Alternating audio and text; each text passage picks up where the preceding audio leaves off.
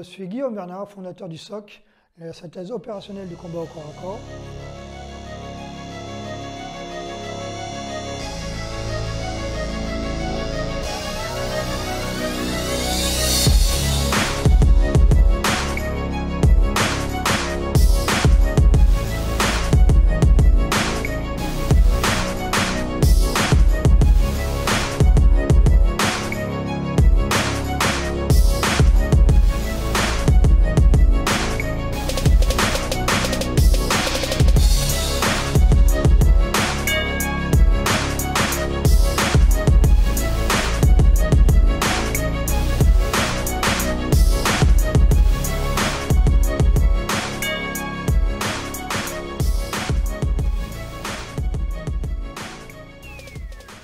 Alors, à partir de là, au SOC, tout ce qui est percussion au niveau visage, on va le faire main ouverte.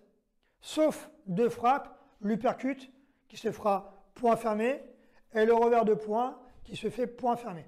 D'accord? Sinon, toutes les frappes au visage se font main ouverte de façon à éviter de se blesser au niveau des doigts, puisque l'os frontalien, le visage, c'est que des os, et on risque de, si on s'y prend mal, dans le mouvement, de se casser les doigts.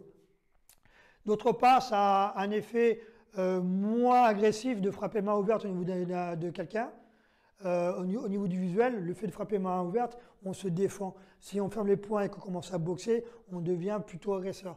Donc, et le fait de frapper main ouverte, on risque de moins blesser l'opposant, à savoir de ne pas l'ouvrir au niveau de la pommette, pas éclater les pommettes, ou au niveau des arcades, surtout si l'opposant est comme Rémi en possession d'un piercing au niveau de l'arcade.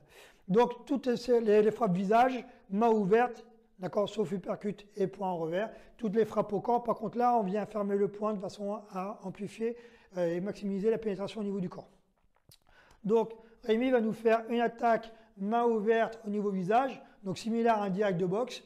Pour amplifier ce mouvement, ici, Rémi effectue un petit écrasement, donc il décolle le talon, il écrase légèrement les orteils au niveau du sol, de façon à passer l'épaule vers l'avant, gagner en allonge et faire un transfert de masse vers l'avant. D'accord? L'autre main est en protection, l'épaule va monter de façon à protéger le visage. Il revient, même chose, attaque du poing avant, de la main avant, en direct. Maintenant, la même chose avec le bras arrière, en direct. Donc pareil, on va retrouver cet écrasement, le talon décolle, on écrase au niveau des orteils, l'épaule passe devant, on vient frapper avec la paume de la main face à l'adversaire, menton poitrine, transfert de masse et gain de distance grâce à l'épaule vers l'avant. Tu reviens encore une fois, même chose de face, ici, 1, 2, 3, ok. Maintenant la claque, d'accord, donc similaire à un crochet de boxe, voilà, la claque, donc écrasement des orteils, ici, le coude légèrement relevé, on frappe avec la main, menton en protection, l'épaule en protection, menton baissé. De l'autre côté, voilà, à gauche, à droite, hop, hop, ok. Donc là, attaque directe au visage, garde les bras le long du corps, attaque directe au visage, attaque circulaire au niveau du visage, d'accord, ici, ici. D'accord? Je relève bien mon épaule, mon coude, pardon. Ici, mon épaule est bien en protection pour éviter un contre. Et je mets mon coude assez haut. Pourquoi? S'il vient bloquer mon mouvement ici, que mon coude est vers le bas, mon mouvement est facilement bloqué. Si mon coude est légèrement remonté, ici, ma main va quand même passer avec la longe. Voilà principalement pour les frappes directes, frappes circulaires. Maintenant, les frappes remontantes, donc l'uppercut au visage. Ici, je vais descendre, fléchir sur ma jambe vers l'extérieur, je vais frapper uppercut point gauche, donc je vais fléchir sur l'extérieur côté gauche et je vais remonter à l'intérieur sous le menton. Là par contre la frappe elle se fait point fermé. Mon épaule est en protection, mon poing est en protection. Je descends, je remonte. Inutile de descendre, on ne fait pas un grand mouvement de moulinage ici, hein, comme les locomotives. Ici, je n'ouvre pas, je ne descends pas. Sinon, dans tout ce parcours-là, je suis quand même en découvert et on voit arriver le coup. Ici, je viens au plus près et je remonte au plus près. Pareil, mon poing ne finit pas au niveau du plafond. Personne n'a un menton d'1 mètre de large. D'accord? Donc ici, je descends et je remonte sous le menton. Pareil d'à côté, flexion sur l'extérieur et je remonte sous le menton. Ici. je pousse. C'est les jambes qui viennent pousser. D'accord? C'est les jambes qui viennent pousser. Et tout au long, vous voyez que mon poing est en contact avec ma joue et il décolle au dernier moment. Là, pour les hypercutes.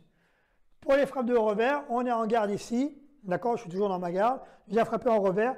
On va retrouver notre écrasement ici qui va libérer notre épaule vers l'avant et on va déployer simplement ici. 1. 1. Je viens frapper le revers. Frappe de revers, point arrière, point avant, pardon. Frappe de revers, point arrière. Ici, j'écrase, je déploie. J'écrase, je déploie.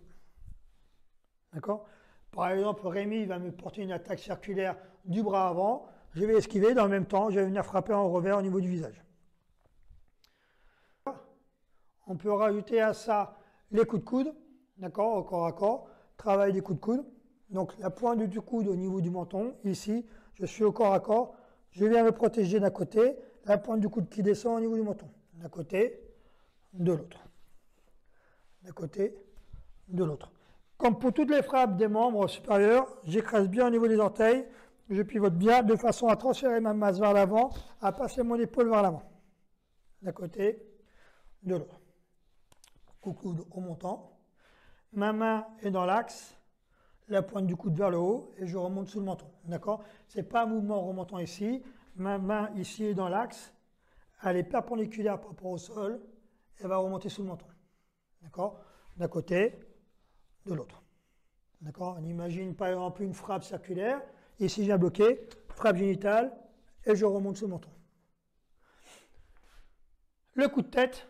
D'accord? Il peut arriver que sur un enchaînement, je vienne mettre un coup de tête. D'accord? Pour mettre le coup de tête et pour empêcher le coup de tête, simplement je vais mettre ma main ici en protection sur l'épaule, main sur l'épaule, et je viens rentrer mon coup de tête. D'accord?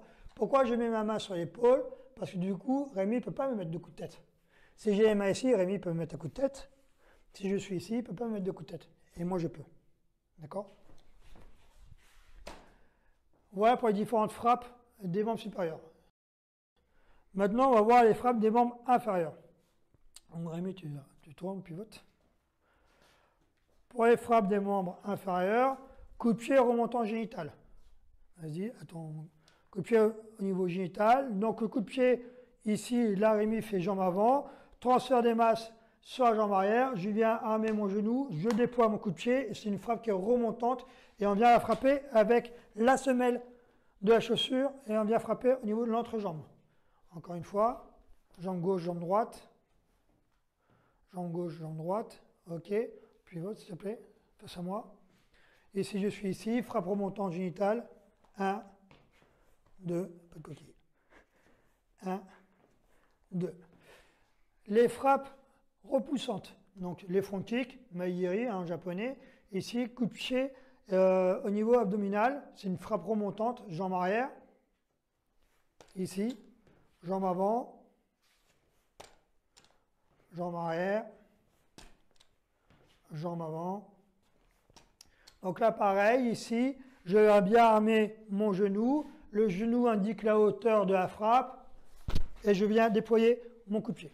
Les frappes circulaires, jambe avant, jambe arrière, les frappes circulaires de la jambe. D'accord? Donc intérieur, extérieur. Ici, ce qu'on appelle le low kick, d'un côté et de l'autre. Ici, à gauche, droite.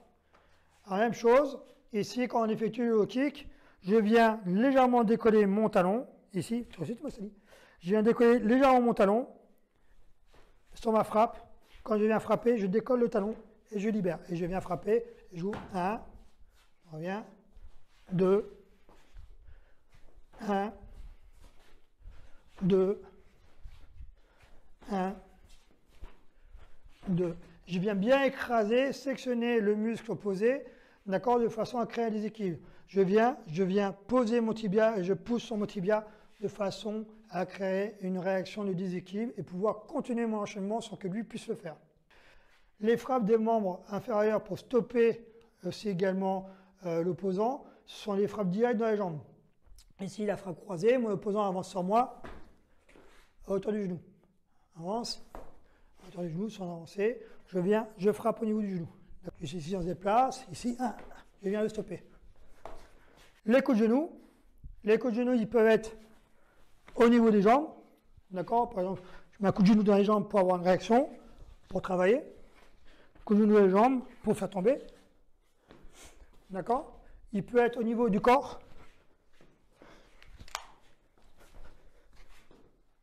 Il peut être au niveau de la tête. Voilà l'ensemble des frappes qu'on peut retrouver en SOC. Rémi va nous présenter un enchaînement de coordination pied-point, un enchaînement simple, commençant par les poings, une attaque main avant, donc bras gauche, suivi d'une main bras droit et d'une jambe gauche. Donc ça fait gauche, droite, gauche. Encore une fois, de côté.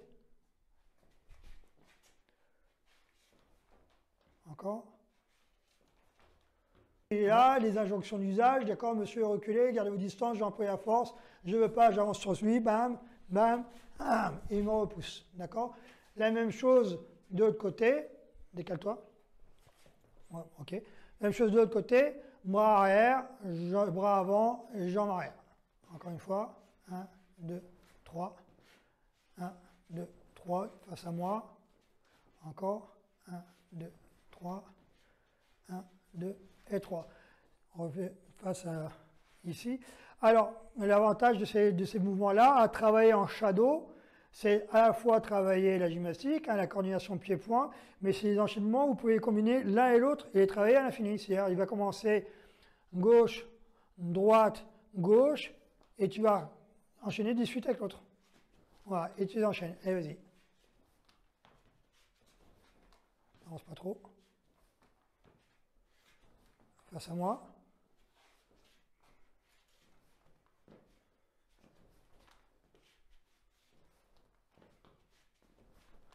Ok. Voilà pour les enchaînements. Par exemple, un enchaînement typique qu'on peut retrouver avec des frappes directes. Maintenant, un enchaînement incluant des frappes circulaires. Ici, on va travailler dans le même esprit. Je vais enchaîner un mouvement circulaire gauche, ici, d'accord? Un coup de pied droit. Et revenir en distance bras gauche. Donc ici je suis là, 1, 2, 3 et je reviens. Je suis à distance, je casse à distance, pivot, je frappe au niveau visage, main ouverte circulaire, un circulaire sur jambe avant et je reviens main ouverte. Ici, 1, 2, 3. Admettons Rémi me porte un coup de bras arrière au niveau visage, d'accord, ou même un coup de poing, tu me portes un coup de poing au niveau visage, d'accord. Ici j'esquive le coup de poing, je riposte. Et je reviens. D'accord, de l'autre côté. Attaque du poing, je m'esquive, je peux frapper au niveau du corps, je peux frapper au niveau du visage, une frappe circulaire et je reviens. Ça reste le même type de travail. Identique de l'autre côté, je viens décaler, je frappe visage, jambe intérieure, visage et visage. Sauf que là, je vais doubler mes frappes pour finir avec ma main avant. D'accord, donc je suis ici, je passe sur l'extérieur, frappe au visage, frappe du poing au corps, frappe circulaire à la jambe, 1 et 2. 1, 2, 3, 4. On revient. 1, 2, 3, 4. On revient. 1, 2, 3, 4. Et je reviens. D'accord? Et pareil, c'est dans les enchaînements qu'on peut retrouver de façon indéfinie. Voilà, deux types d'enchaînements classiques qu'on peut retrouver en SOC, avec des frappes directes ou des frappes circulaires. Petit exercice de synthèse, Rémi, lui, va faire les deux enchaînements qu'on a vus en frappe directe et moi, je vais faire mes frappes circulaires. L'idée de ces enchaînements-là et travailler à deux comme ça, c'est avoir une notion de distance, une notion de contact, d'accord, et de travailler sur des zones ciblées, d'accord, éviter que les coups ils partent dans tous les sens. Donc vraiment travailler sur les zones ciblées. Donc Rémi, il attaque, il commence 1, 2, 3, je vais travailler mes enchaînements. Hop, ici, on peut se déplacer.